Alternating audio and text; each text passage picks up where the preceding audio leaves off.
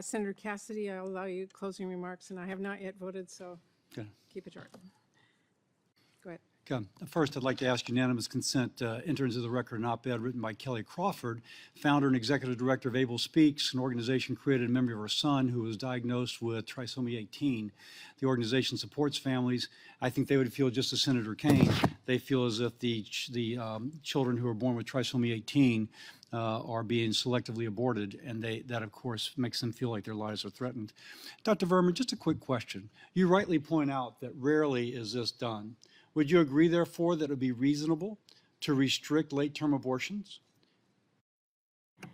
So first, late-term abortion is not a medical term. We tend to say abortion later in pregnancy. Would you find it reasonable that after some week, that it would be reasonable to restrict an abortion after a certain period of week, given that, if this is the life of the mother and such like that?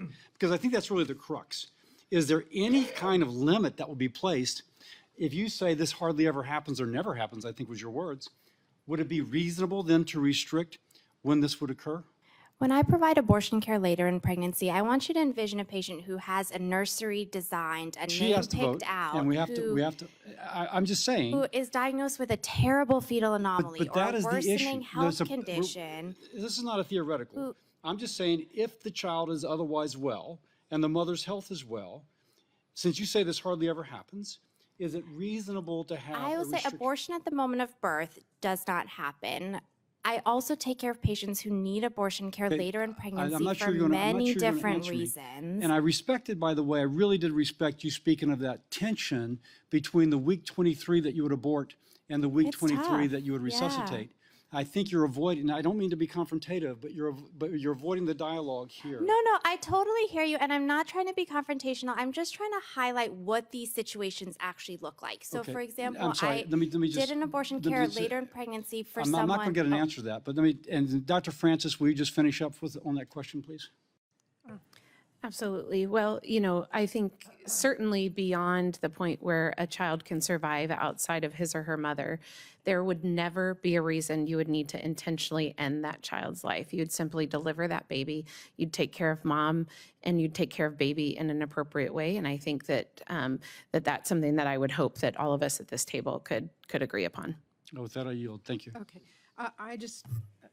Let me just give Dr. Vernal, I don't think that Senator Cassidy gave you the opportunity to respond effectively. Take 2 minutes to respond and say what you wanted to say.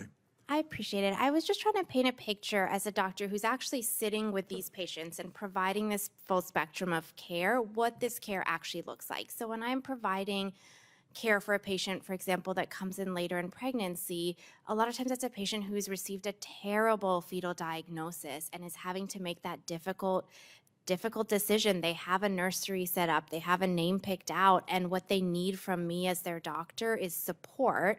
I have some patients that choose to continue that pregnancy and deliver at term, and other patients who say that's too traumatic, I can't do that. And my job is to support them in both of those situations with whatever is right in their life. I think as doctors, we all recognize that providing life-saving care sometimes means ending a pregnancy, and to call that care something besides an abortion is an issue of semantics to further a political agenda.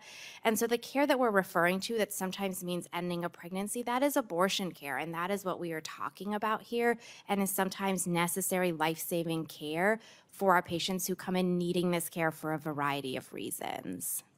Thank you for that comment.